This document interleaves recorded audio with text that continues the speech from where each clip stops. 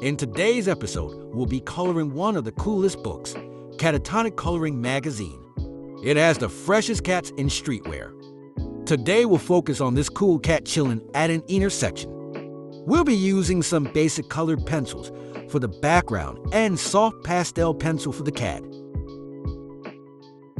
I like to use very light colors for the background, so our cat is the main focus of the image. I use lots of blues, browns, and earth tones to give the background a realistic look. For buildings, I like to look at photos of New York City.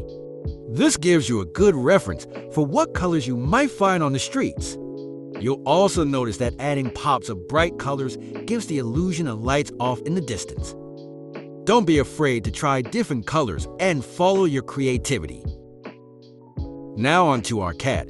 I'm switching to a green pastel pencil.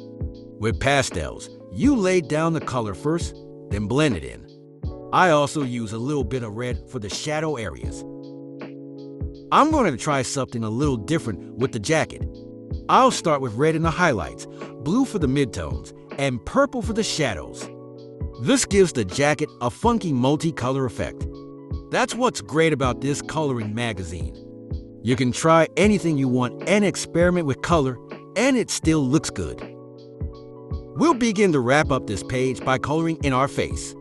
I like to start with a light layer of brown and add touches of color, like orange, into the shadows and pink into the ears. And of course, let's not forget our nose, and I used a light green pastel for the eyes. And there you go.